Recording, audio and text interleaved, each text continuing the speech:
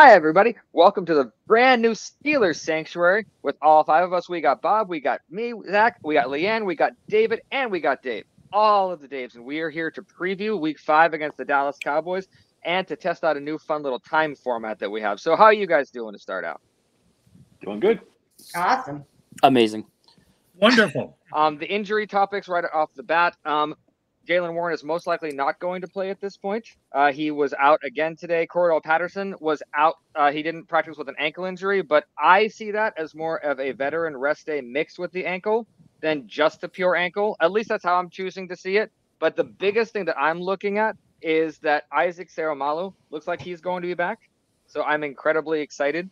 But we're going to jump right in. We have a lot of topics. So before we get to the game preview against the Dallas Cowboys, it's going to be exhausting, and I don't know how all of you feel about it, but we can start out with Leanne and see how we feel and go around. So, Leanne, in 60 seconds or less, Davante Adams, what do you think? I have my blinders on. Like, I don't want to do this shit again. Like, we did this with Brandon Ayuk. I felt morally bankrupt after investing myself in that waste of time. And I don't want to do it again. I'm like actually angry when I have to write about it the past couple of days. I just don't want to do it. I don't think there's any chance the Steelers are going to get him.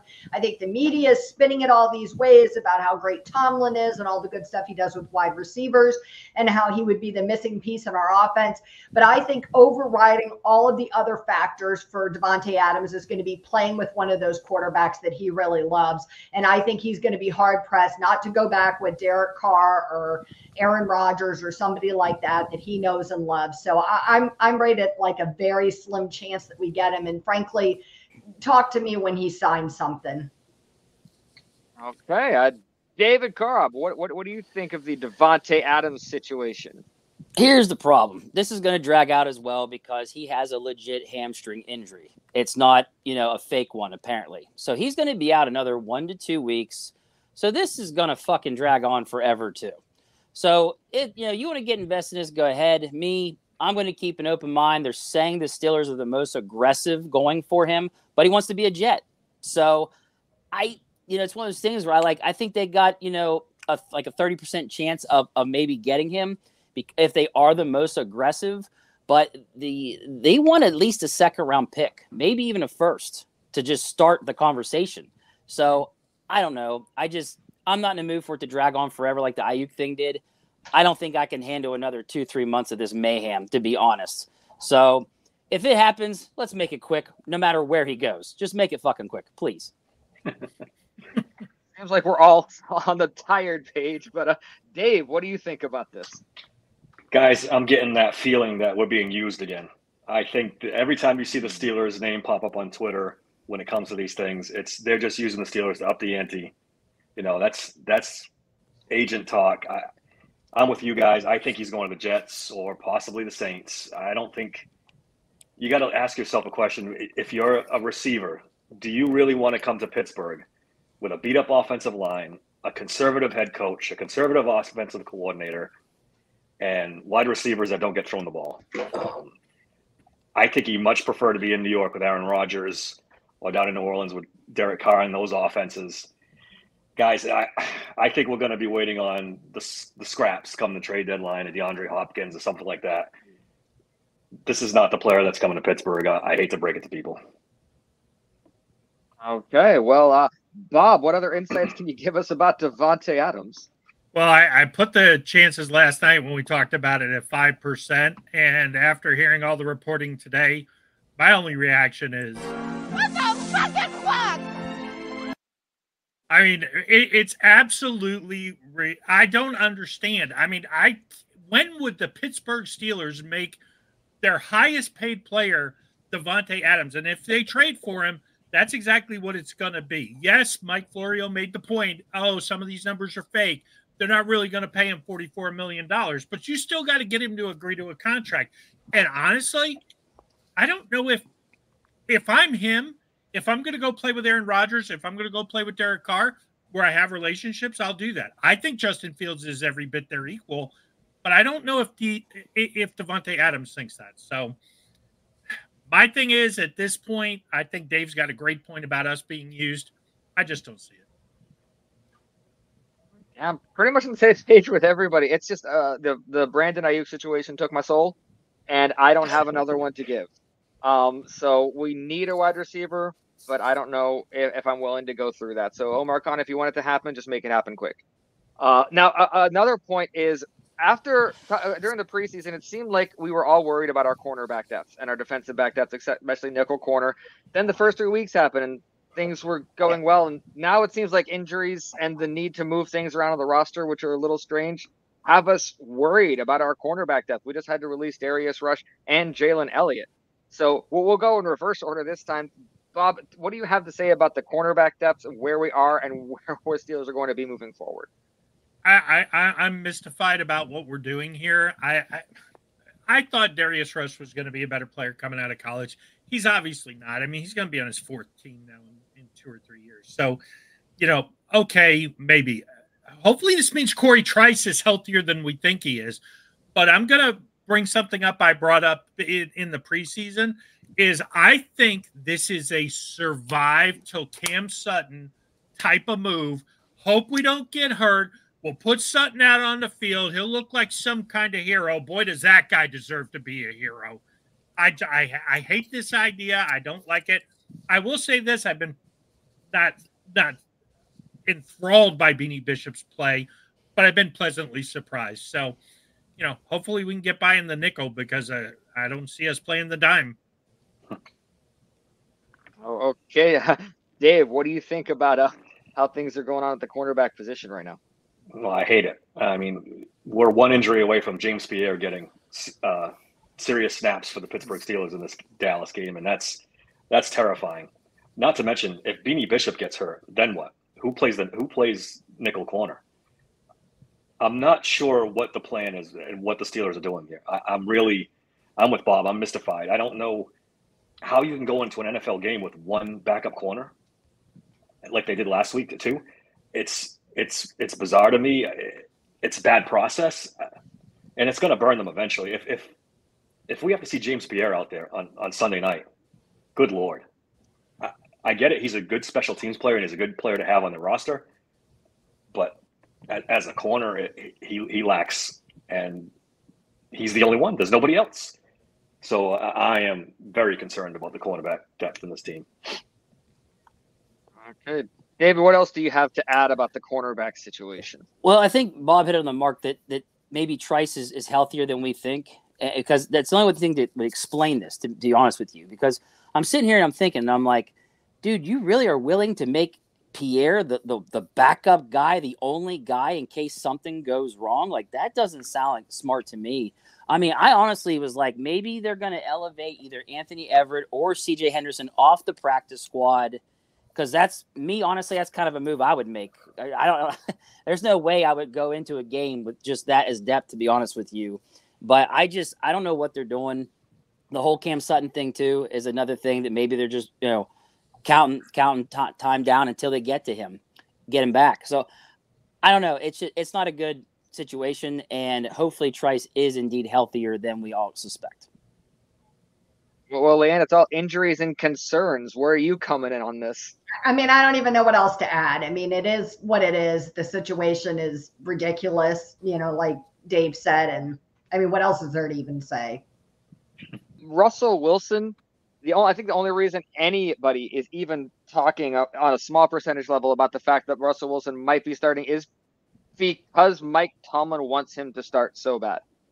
Is there anything at all to the fact that it was Dave who brought up in prep that he thinks there might be a 10% chance that Russell Wilson starts only because of Mike Tomlin's ego? Do you guys think there is anything to that at all? Leanne, would you put any credibility to that at all? I don't. I don't subscribe to the Mike Tomlin ego thing as much as other people do. I think I think that he's keeping Wilson hanging around because he's still unsure about Fields. Do you know what I mean? I think he's not in a position where he has to put all his eggs in that basket and say Fields is our new starting quarterback. And if he doesn't have to do it, he's not going to do it. And Tomlin has been that way about everything he's ever done since the beginning of time. You're categorizing something that he feels doesn't really matter. And so he's going to just refuse to do that until he has to. So I don't know. I think that I think that he wanted to start Wilson. I think in the beginning he was sticking by him. I think that Fields has been effective, and I think he's drawing away from that. And I think he'll do what's in the best interest of the team. And if, I think he's shown before he's willing to do that. And so I don't know. I don't think this is about his ego. I think it's about not making things bad for Fields. Okay. We'll change the order. Bob, what do you think this has to do? Mike Tomlin's ego? Do you think it has to do with something in the front office? Why is there even a whisper of Russell Wilson possibly coming back to start? What? Bro, what are you talking about, man? I don't get it. I don't get it. I mean, I don't know what else Justin Fields can do over the first 4 games to convince everybody that the 25-year-old guy who's playing well should stay in the lineup over the 36-year-old guy who has a mysterious calf injury, who, depending on who you want to believe, either happened at our training camp with a crazy amount of staff, or if you believe the guy who does the podcast that Leanne has brought up for Denver, the Believe podcast, that it's a pre-existing injury. Yes, the idea of Russell Wilson is all nice and good, but bottom line is we have found the guy. We couldn't draft a guy. I mean, he'd be about the same age. He's the same age as Jaden Daniels, Bo Nix, all these other guys. Why are we wanting to start over? We got the guy. Pay him, move on. Okay. David, with this situation, I know we're going to people on different sides of this. Where does Mike Tomlin's ego fall on this? I don't want to say it's an ego thing. If it's true that he's still thinking about going to Russell Wilson, I just think it's a belief in what you originally planned in the first place. However, I think he's dead wrong if that is what he's thinking. I don't know how in the world you would not keep going with Justin Fields. The guy literally put the team on his back to come back to almost tie that game up against the Colts.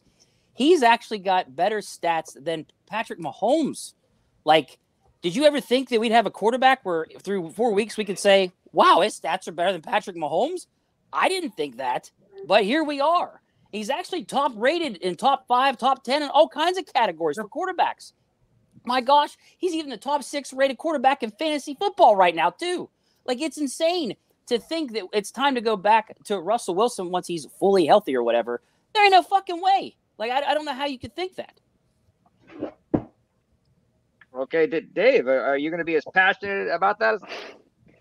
Well, I don't think anyone here is going to argue that Justin Fields should be the starter. The question is, Mike Tomlin was asked directly in his press conference, what is Justin Fields a starter? What happens if Russell Wilson is a full go all week? And he kind of sidesteps it all the time. He said, well, he could potentially be ready to play by Sunday. He could potentially be ready. What does that mean? Where are we going with this? His refusal to say, no, Justin Fields is my starter, Russell Wilson is the backup, is what makes me nervous. And I think a couple interceptions, a turned ankle, whatever case, Russell Wilson's going to be ushered in there faster than we can blink our eyes. And then it's a full-blown quarterback controversy after that. I just have that feeling in the pit of my stomach that Tomlin wants Russell Wilson as a starter.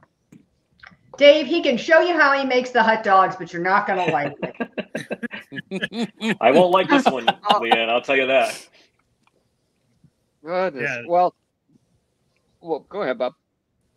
No, I was going to say, right now I'm living in my fears that we'll see Russell Wilson trot out of the field when there's a healthy Justin Fields. I don't think that's going to happen. I think this is just Mike Tomlin's MO. He sidesteps everything. Like, this isn't new. He's never paints himself into corners with answers. He's masterful in the art of not saying anything while using these fancy sayings. And I think that this is just more of the same. But I think, like, fans in our gut feel like this emotional thing, like, it's the right thing to do for Justin and name him the starter, and it matters. Do you know what I mean? It matters to us. Like, I think for Tomlin, I think he feels like things are going really well right now. And, like, my grandma was really superstitious. So you're not going to put something out into the ether if there's a chance of it going bad. So maybe this is his way of saying, look, it ain't broke. So why am I trying to fix it? I think it does a disservice to the quarterbacks, though. I mean, there was so much talk. Is it Mitch or Kenny? Yeah. Who's going to start? Who's the starter? And at the end, is it Kenny or Mason? And we're right back at it again. Now, is it Russell or Justin? He won't commit to anybody. That can't do any good for Justin Fields' confidence. You put up 4 of the best games we've seen quarterback play in years. His whole career. And his coach is still wishy-washy over who the starter is. That doesn't – I get that's his MO, but I think in the case of a quarterback, it's bad process. I don't like it. Yeah. You have a starter just playing well. Didn't Justin Fields come out and say that he doesn't care about the depth chart, what it says on a piece of paper, what it says on the thing? Like he specifically said that does not – he does – he does not care. So I think with Kenny Pickett, and I want to use this word very specific, he was too fragile for a situation like that. And I think Justin Fields is handling this great. Like, you go onto the Pittsburgh Steelers website right now, Justin Fields is the backup quarterback. Yeah, and it's bizarre. If it affected him, then I think it would have affected him by now. But last game, and I'm going to say this, last game was the first time since Ben Roethlisberger we've had a quarterback with over 300 yards and a touchdown. That means something. Not to lose the point, but this morning Cam Hayward was talking on his podcast about how this one time he had this great game. He had like 3 sacks against Kansas City, and he was like ready for Mike Tomlin to hand him a game ball. You know, he was like all puffed up and ready after the game. And he said, and Tomlin went right into like, okay, well, let's break this down and talk about it. And Cam was like, wait a minute, what? And he said, and then I remember Coach always says, you don't need a pep rally. Do you know what I mean? So I think of that in this situation with Justin Fields. Like, I think Justin knows where he is. I think he knows he's performing well. I have to believe that Tomlin says the right things behind the scenes to keep this kid puffed up. I mean, his players love him. It's not because he doesn't build them up behind the scenes. So, well, there is one thing I want to bring up, though, because this whole talk about, well, Kenny Pickett was fragile and all this other stuff. Yeah, there's a lot of truth to that. But let's not forget, Kenny Pickett was under contract. Kenny Pickett was not, there was no danger if Kenny Pickett had handled it well or poorly that the Steelers didn't have total control. Justin Fields is not under contract. And it may be nice and well and good and politically correct to throw him as the second string on the depth chart on the website, but you're going to have some long looks if you take a healthy Justin Fields off the field. And even if Russell Wilson just plays mid, not if he plays good, it kind of takes care of itself. But if he plays mid, if he plays a Mason Rudolph Titans beating the Dolphins the other day kind of game, you're going to have some sideways looks in the locker room. And bottom line is, if I'm Justin Fields, you didn't sign me. I'm not obligated. I just had a 4-week audition. The rest of the NFL is going to be clamoring to get me on their site. So you want to play Russell Wilson? Go ahead. Yeah, I'll be the good soldier. I'll sit here and be quiet because I'm not going to mess up my deal for after the season. But if you think you're re-signing me, you got another thing coming. The only thing I will say to that, and I brought it up before, is that I hope someone in Justin Fields' corner, I hope someone in support system, if he says that, pulls him aside and says, Justin, you've played other places before. You've been in other franchises before. There's something about right now that you are winning. So you might have to bite it for a little bit, but you can win here. I hope someone says that to him because, yeah, it's the NFL is a place where if you have that 4-week audition and it looks good, you can sign where I want Justin Fields to think bigger picture and think where he can win and where he'll actually enjoy playing. And I hope someone close to Justin says that because, Bob, I agree. Someone's going to say that, and Justin might say that. But I hope someone smarter than Justin Fields in that moment steps in and makes him calm down. Now, before we get to the game preview itself, who is your most disappointing player so far of the 2024 season? Bob, if it's anyone other than Dan Moore Jr., I will be very surprised, but I guess we'll just leave it up to go from there. It's not, but it's not my turn. Oh, okay. Well, we'll start with Dave. Dave, really, really quick, briefly, who is your most disappointing player 2024 so far and why? I thought about this a little bit. I have a group. All the wide receivers not named George Pickens is disappointing to me. Okay. This group, it's been bad. We knew it was bad, but as a collective, I've been the most negative about them. I didn't think they would be this bad. I mean, we've seen flashes from Calvin Austin, which is sort of encouraging, but Van Jefferson's been invisible. Scotty Miller's been invisible. This group as a whole is supremely disappointing to me. Makes sense. Leanne, who is standing out as the most disappointing of 2024 to you?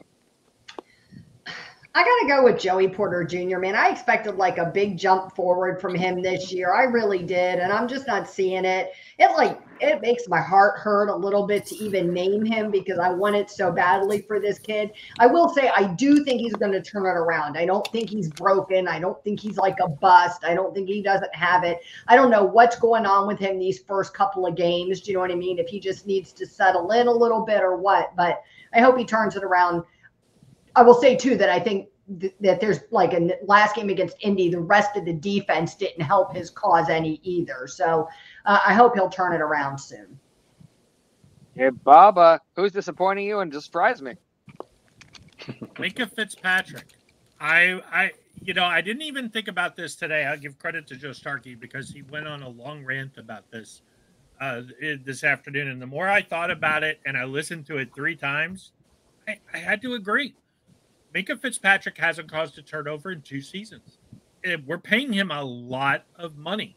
And sure, there's some stuff about the schemes and the people don't throw at Minkah and all that other stuff. But bottom line is you're paying him a lot of money to change the game.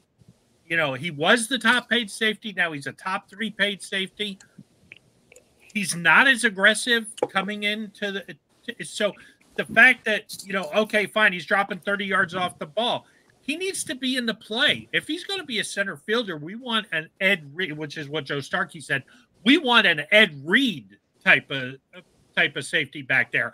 A Troy Polamalu who's making plays. Is Minkah? He's been good in the run game last year, but we're not paying him to be a linebacker. We're paying him to cause turnovers at that safety position. Just not seeing it. So, does that mean I want to move on from Minkah? No, so far this year, I expected more, and we haven't seen it, at least not yet. Okay, David, round up the top segment with who's disappointing you the most in 2024? Just to piggyback on Bob, the thing with Minkah is he leads the team in tackles, so I think we're back to where we were before, where he has to be the guy that's got to pick up the slack for the linebackers. But anyways, moving on to mine. Mine's going to be Broderick Jones. You move up in the first round to draft this kid last year, and here we are in year 2. He's got a grade of 50.6. He's got 4 penalties so far, tied for top 10, and then he's got 4 sacks already, which is tied for second in the league. That's bad. Okay. I mean, you average that out. What's he on average for? That's not good. So, to me, he's been the most disappointing. So I give him a little bit of break because of the whole left tackle, right tackle stuff. Sure. But still, for a first-round draft pick that you traded up to get, definitely not getting their money's worth. Okay. For me, it's very, very simple. I'm not disappointed in him. I'm disappointed in the situation. Roman Wilson, just that whole situation, how it's worked out, the fact how desperately we need him. It's the whole situation is just disappointing me. So I'm not disappointed in Roman Wilson. I'm disappointed in the whole situation around that. Now, for the subject at hold hand, on, Zach. I got a quick question. So nobody agrees with, we'll say, celebrity radio host Andrew Filipponi about who his most disappointing player was? Patrick Queen. I think all of us proved that Filipponi doesn't really know what he's talking about. It's a window licker, man. There you go. That's a wonderful trade. Let me say this about Patrick Queen, and I never think about this, but I also did not play linebacker in the NFL, but I was listening to Arthur Motes, and he said that he's tired of hearing everybody rag on Patrick Queen. He said what's going on with him is a conditioning thing. He said it has to do with the way they don't properly condition players in the preseason anymore. You only get these handful of snaps. And then you go into the game and you're like Patrick Queen, where you're expected to be in. You're not in on packages. You're in on every single snap, defensive snap. And he said, and you're expected to go at 100%. And he said it takes a little time to get there. He said particularly showing up at his tackling. He said, you look at him and you may think he's lazy. He said, I see tired. You know what I mean? Like fatigue. And he said, I'm not ready to pull the plug on him. I'm not ready to say we overpaid him or he's a bust or anything else. He said, he's going to get there. He said, you mark my words, he'll be ready next year. I thought that was an interesting stance on it. It is. It is interesting. That's some great insight. Now, last game, I told Dave ahead of time I was worried it was a trap game. Right at the early part of the game, he messaged me on Twitter, here's the trap game you were waiting for. The big question is how we respond in this game. The Dallas Cowboys, I never like playing them. And the thing is, Dak Prescott has around a 70% winning rate when it comes to primetime games, but Mike Tomlin also wins 70% in primetime. So the question is, if one thing meets the other, which one's going to come out on top? We'll leave this kind of open without the timer on this one since we're talking about the game. What do you guys think about the fact that you have 70% versus 70%? Which one's actually going to matter? I think the Mike Tomlin thing's more real than Dak Prescott. I think Mike Tomlin lives for this. You could see even in this press conference, he brought it up almost immediately. He likes to be on prime time. He gets pumped. He gets the team pumped up. I expect this to be a pretty good game for the Pittsburgh Steelers. And it's not a coincidence Mike Tomlin's a 74% winning percentage on primetime games. He loves this shit. This is what he lives for. For me, it's like, how long has Mike Tomlin been in the league coaching compared to Prescott? Right. I think I know which 70% I'm going to believe more of. Yeah, I mean, Tomlin is 27-8 in primetime games. So, I mean, and let's face it, part of his mystique and his protection from the national media comes from these type of games. You never see a Tomlin game in primetime, or at least I can't remember one. So I expect the Steelers, like Dave said, to be up for this game and ready to go. And I'm sorry, Dak Prescott 70%, like most of his career, is inflated. You know who he's been playing in primetime? The Giants. When's the last time they were good? The Commanders. Okay, Jane Daniels is a nice player. The Eagles, when they've been up and down. He's gotten a lot of those wins against some very substandard NFC East competition. Yep, good point.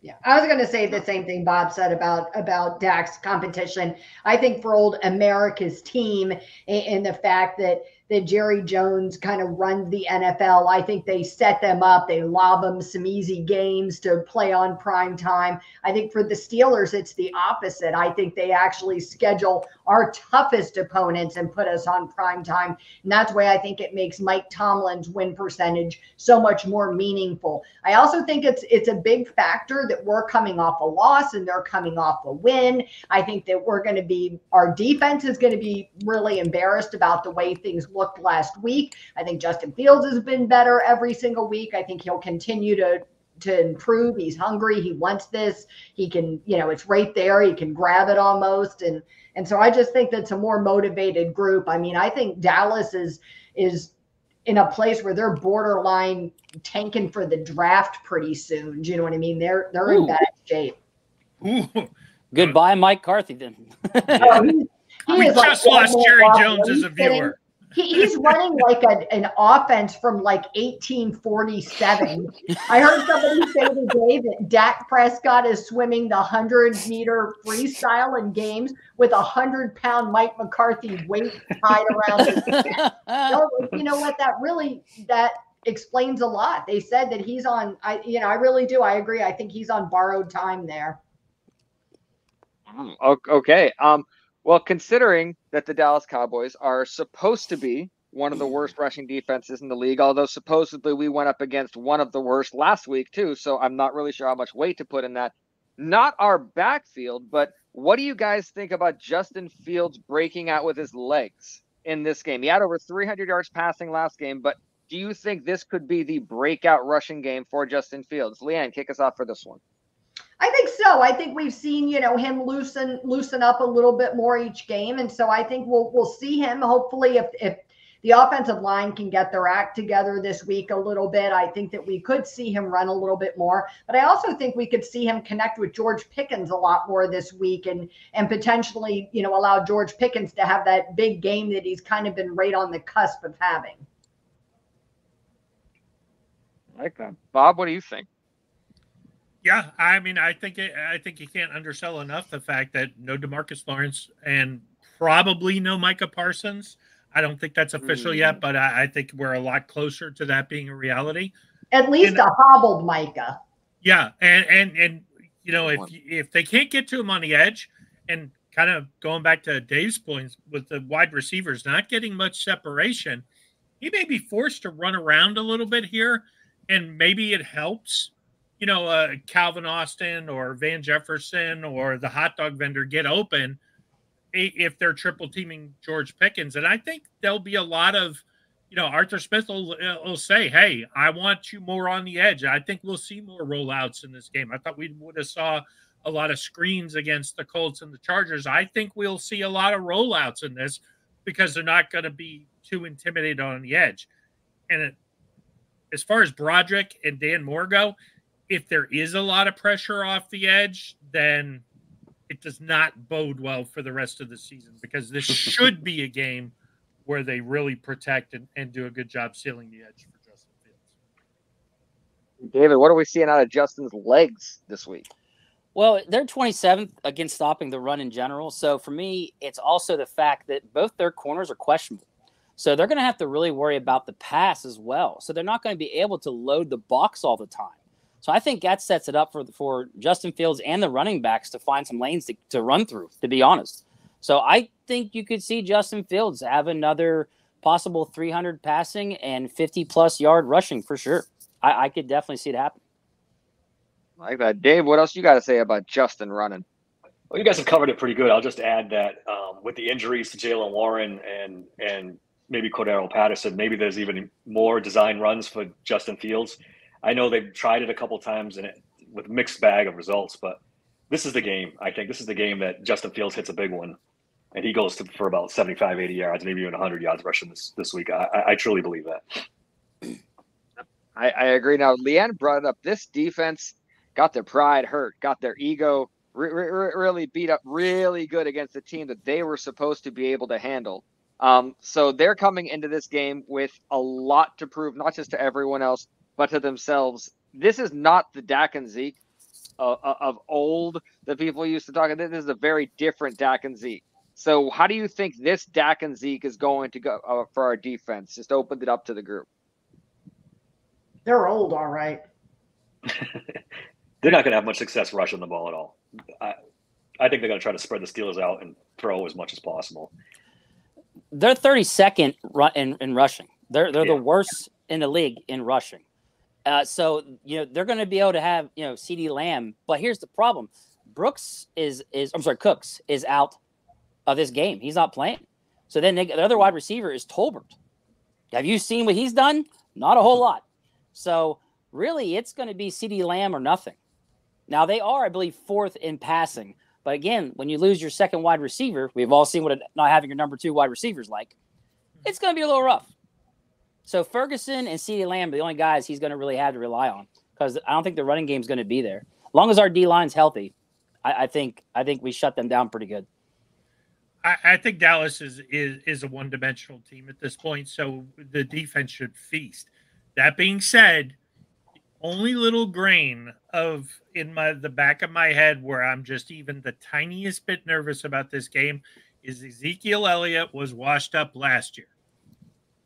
He became the Patriots' lead back against us in a game that was frankly embarrassing to watch as a Steelers fan. So am I worried that somehow Zeke could get up for us and relive his youth for maybe a quarter or a half? Yeah, I am. But that being said, I think this is he's behind a much worse offensive line. The Patriots, for all they did wrong under Bill Belichick, they still were pretty good running the football, even though they couldn't figure out who they wanted to run it. So I don't think the Dallas line will hold up to it, but am I nervous that Zeke could maybe recapture, make a big play or two, and make us nervous in the first half of this game? Yes, I am. But I expect the defense to be really upset and really go after Dak Prescott.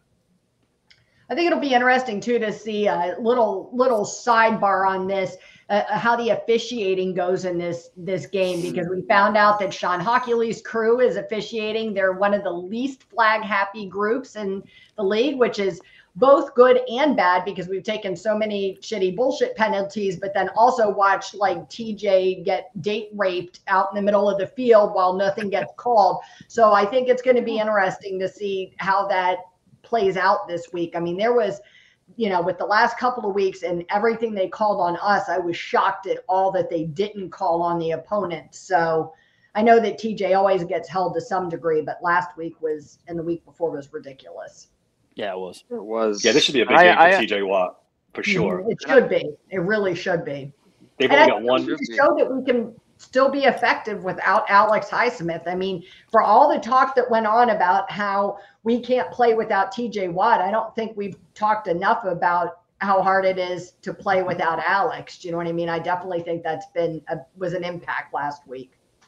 No, that's actually an excellent point. So yeah, it is. Nick Herbig, for all of the awesome little splash plays, the tiny little Badger guy running around, he could not set the edge like Highsmith did. So we're not going to have Alex Highsmith in this game. And every single time any of you guys throughout this whole show has said another, firm, solid reason why the Steelers should win, my heart drops a little bit, because that's another way we could play down to someone. Another reason that this is a trap game, because to me, early in the season, the Cowboy game wasn't a trap game. It was a big challenge game.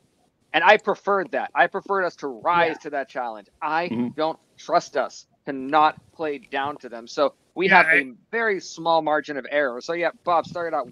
Zach, what do you guys think about the small margin of error? You're forgetting about two important things.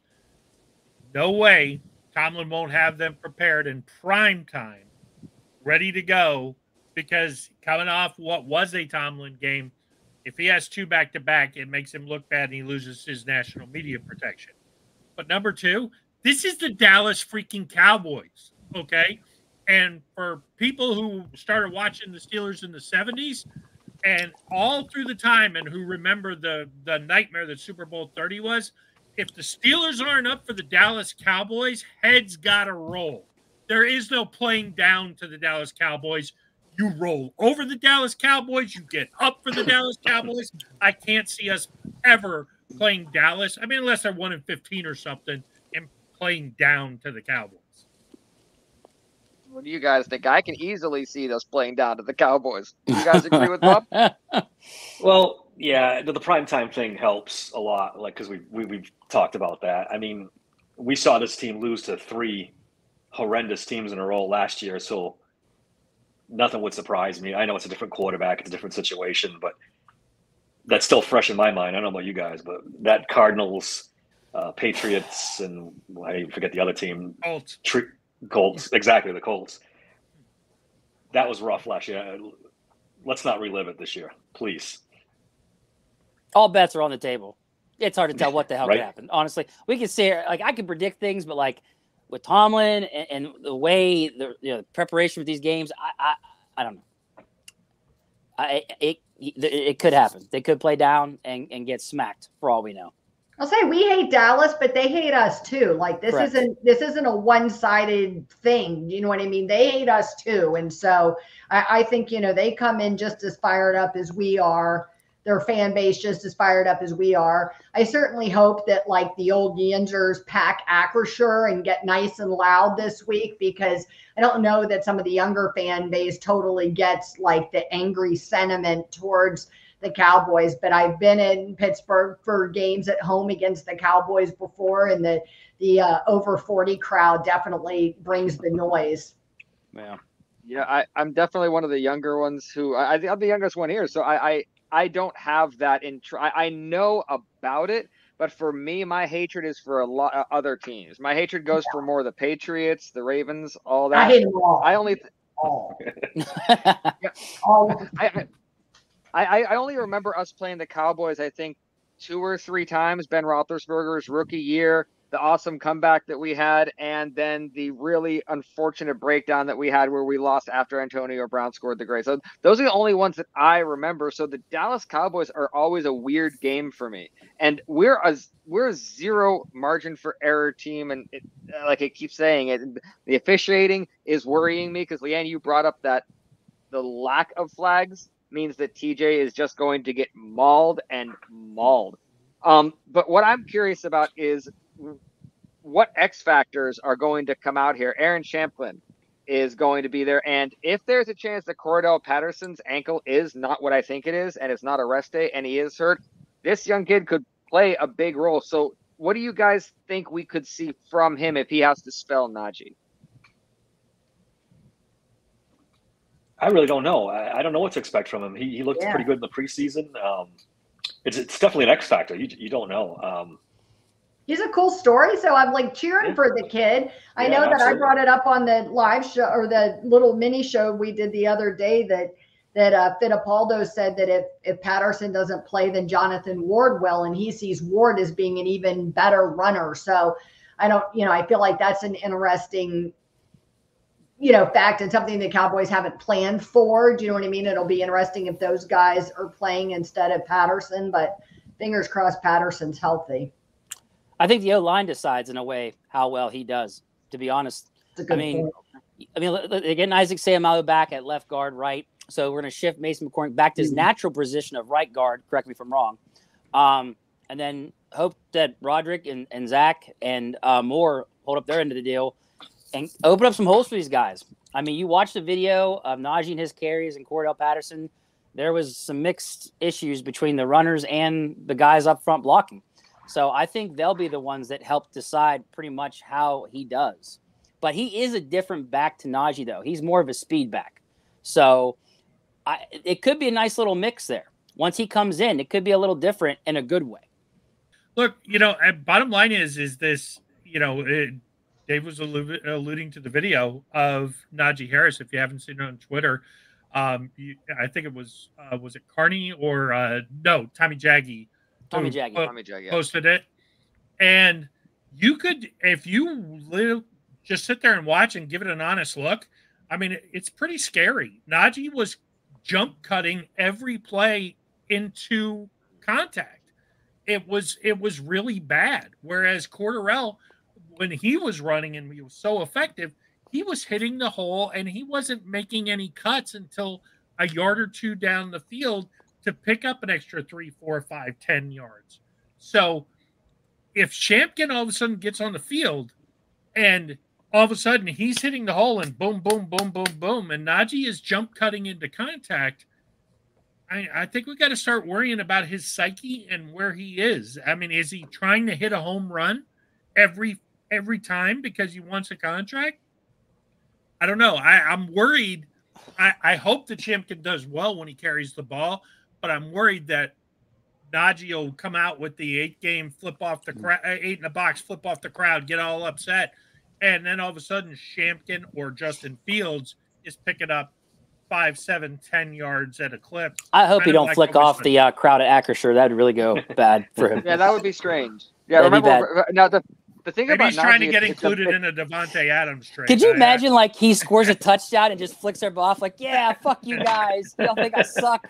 I couldn't even blame him for being mad at the fans in Pittsburgh. So go ahead, Naj. Go off, my friend. Go off. We know, Leanne. We know.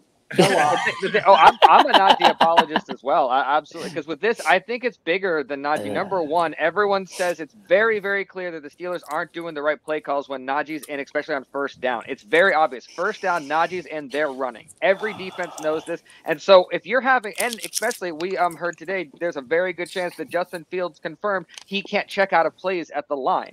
So he goes up, he sees a stack box, he knows Najee's behind him, he knows it's first down. He has to run that. So I know after that we're putting it all on Najee, but there's a lot of things that come into that. And number two, I brought this up in prep. truly believe that it's a different mindset Najee has to get himself in with the Jalen Warren injury and with the offensive line injuries, because the Matt Canada to Arthur Smith and with the investment in the offensive line, Najee, I truly believe, came into this season believing I'm not going to have 3 guys hit me behind the line before I find some space. I'm not going to constantly be running situations I shouldn't. I'm not going to get toss plays that I shouldn't be getting. And this is happening. Now, the toss plays and the bad play calls aren't happening like they were with Canada. Arthur Smith is more throwing against the wall and seeing what works and not really calling them much afterwards. But Najee is still getting hit consistently in that backfield. So when you do that, and Jalen Warren's out and all of this, Najee gets this I got to be a bell cow mindset again, which might make him second guess those cuts, make him second guess where to. So a lot of other things have to get right before we can say this is just on Najee. So but as far as the Steelers go, this is probably one of the more consequential games that we are playing early in this season. Is this a must-win already early in the game? We're right near the end of this, so we're going to go on a 60-second timer again. We'll go with David to start us off. Is this a must-win game for the 2024 Pittsburgh Steelers? Yes, sir, it is. Here's the thing. After the Week 9 bye, it's going to be, what we all suspect to be murder's row for them, right? Tons of games against the Browns, against the Bengals, against the Ravens, the Chiefs, the Eagles. The Commanders are now not an easy win either. So these games that they're supposed to win, they are must-win games. They have to get as many wins possible before the bye week, before they have to go in and take on all those teams. I get it. The Ravens and the Bengals have losing records right now, and the Browns are the Browns. I don't care. They could turn it around easily over the next, 5 weeks and be right in the thick of it if we lose this game. Just think about the consequences of losing this game, and they turn it around over the next 5 weeks. We'll go back to this game before we head into that first week against the Commanders after the bye. It's must win, period. Must win. Okay. Dave, what do you think about this? Is this must win for the Pittsburgh Steelers? Yeah, this is a must win, Zach. This team isn't good enough to give away games they should win. They did it already last week with the Colts. They should have won that game. To do 2 in a row would be kind of devastating at this point. They live on the margins. Let's face it. This team's pretty good, but not great. And like Dave said about the second half of the season, I saw somebody tweet, the Browns and Bengals might be struggling, but AFC North games are a thing within themselves. They're always difficult no matter what the record is, no matter, how good or bad the teams are. So, to lose 2 in a row of games they should win, that would be a huge step back. And I don't anticipate it happening. I think this is a must-win. They know it, and they're going to get it. All right, well, Leanne, what are you thinking? Do we have to win this week?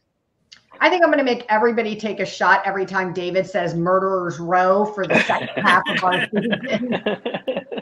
I agree. I mean, I don't know what else there is. That might be fun. We have to win. Do you know what I mean? It is a must win. I think it's an interesting change, though, in the viewpoint. Like, I think that before the season started, I think we were all looking at these first several games as must wins because the back half of this season is so tough and because we felt like this team wasn't very good. But I think this team has showed us something now a little bit different. And I think perception has shifted a little bit. Regardless, we can't leave anything on the table. We have to win all the games we could win. I think that being able to beat somebody like the Dallas Cowboys, it's a very winnable game. I think we have to do those things to make ourselves look legitimate. Hey, Bob, round. Okay, so just historically, real quick, the next 2 weeks are the Cowboys and the Raiders. And if you grew up when I did watching the Steelers play, these are 2 games you have to win. You got to win. You got to get so emotional and up for these 2 games. These are our biggest rivals. Yes, the Ravens. Yes, the Browns. I get it. But these are our traditional big national rivals. So we got to have these games. Not to mention the fact that we said before the season, or at least I did, that if we weren't 7-2 headed into that first game against the Ravens, it was going to be a tough road to get to the playoffs. I think the back of the schedule is a little softer, but we need 11 wins to win the AFC North at least. And these 2, this one and the next one, are crucial to getting to 11 wins. Plus, My brother's a huge Cowboys fan. We can't lose to the Cowboys. Oh God.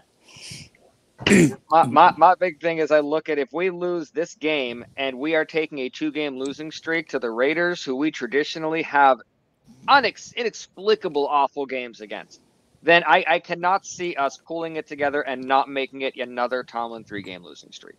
I don't want it to happen. I truly believe that this team is different, that whatever negative forces are causing the disruption behind the scenes, the positive forces are moving in a direction that's going to get the Steelers more than we think at this point. But to round this all out, predictions. Now, this can be as simple as we're going to win, we're going to lose. It can be a score. It can be specific stats. Whatever you can fit into that 60 minutes, you can predict, or as little as you want.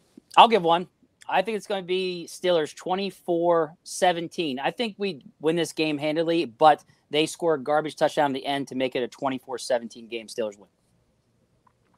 Okay, 24-17. Leanne, what are you thinking about the Steelers win-lose predictions? What are you thinking?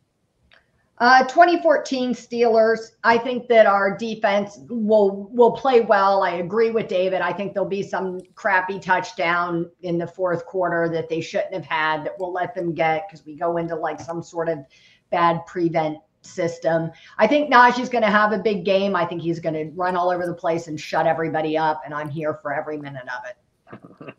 I love that. Okay, Dave, what do you think it's going to look like? Guys, I'm scaring myself a little bit. I'm overly confident that the Steelers are going to win this game. I'm going to say 27-10 Steelers. And if you know me, I'm about as pessimistic a Steelers fan as there is. I'm in fucking shock. What? Yeah. I just don't see the route for Dallas beating the Steelers this week. They're beat up. They're not a very good team to begin with. They only have one offensive weapon, CeeDee Lamb. That's all I have. Their two best defensive players are out or could be out. We found out their corners are hurt. The only way Dallas wins this game is a Mike Tomlin special.